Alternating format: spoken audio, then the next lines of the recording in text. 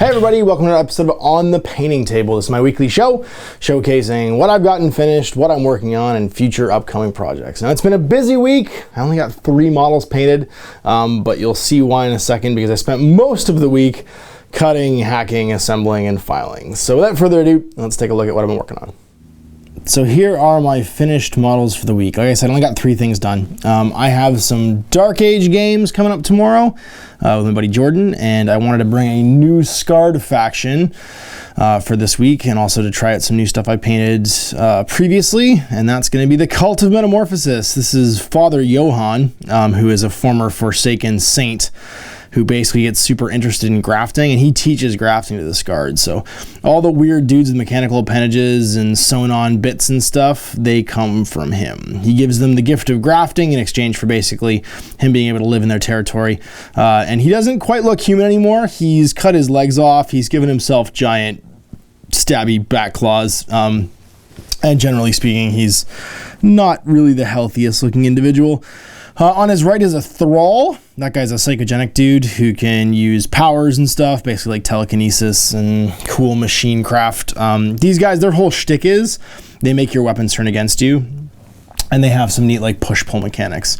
And then I have a Grafter's Apprentice who is like a discount grafter and Sister of Charity in one. So doesn't do what a grafter does where it gives you the hang in there, boys, but he lets you take upgraded buzz blades for free. So you anytime you need a grafter in your army, the apprentice counts as a grafter, and also has my pretty toys. So you can take Charity's Might or Charity's Might or Charity's Zeal buzz blades, which are slightly improved, better buzz blades as your rank and file for no extra points. So it basically relieves the tax on buzz blades to make them good, which is pretty neat. So there's my 3 new models for my Skaard. I'm pretty excited to try them out. I've also got Raze and Warhead I haven't used yet, who are some big heavy hitters, and of course, my rest of my Skaard collection already.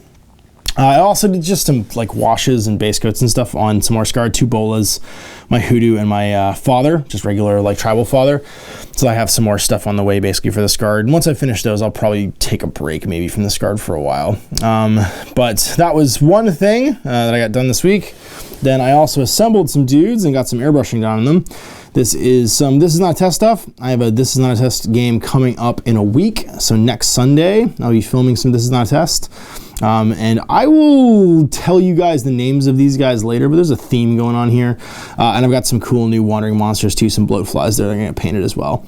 But as you can tell, these guys are Enclave. They're up to no good. They're bad news, but you'll find out why soon. And the bulk of my week was spent building this. And this needs to be finished by next Thursday. This is 1,500 points of Ogres for Kings of War. It's basically 4 hordes, 2 characters, and a giant. I also made some bases. I'm going to single base everything on big scenic bases. They're just drying right now. This is some heavy, what is it? Balsa, I think. It's edged balsa, but what I did is after I cut it, I actually edged it with wood glue, so the edges are like super durable now. And I put some bark on it for some rocks, just see when they're finished. But I'm going to paint them all separately, and then these guys are just super glued down to their bases. I'll pop them off their bases when they're done. If you've never seen this trick before, I actually white tack stuff to sticks and then prime it and airbrush it all at the same time. I probably just terrified a whole bunch of people. But what that lets you do is basically get your base cuts done super fast. And when I'm batch painting an army like this, it's one of my tricks for speeding things up, because they're just primed black and then airbrushed with old bolt gun metal and a light airbrush of old chainmail to get all the metallics finished, and I'll go in and paint all the other colors afterwards. So I'm giving these guys the Uruk-hai treatment. If you've never seen me speed paint an Uruk-hai army, this is going to get pretty much the same treatment because they look a lot like Uruk-hai or Warcraft orcs. But that's all I got to get done by next Thursday. So I have 5 days to finish that Ogre army. And I'm going to do my best. They're probably not going to be finished, but they'll be tabletop by the time Thursday rolls around. And then by Sunday, I have to have the Enclave stuff done. But that's my current sort of on the painting table, what I've been working on. So there you go, my on the painting table for this week. I'm reminded of a certain Cage the Elephant song made famous by that video game Borderlands. Yeah. So I've got lots and lots to do. I've got 3 deadlines.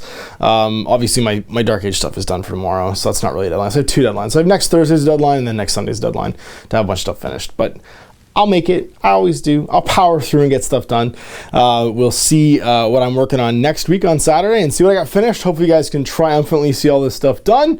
Until then, keep watching. Tomorrow I'll have a really cool Widgets and Wonders, which will feature some interviews with the guys from Steam Forge Games. And until then, I'm Ash. Happy working.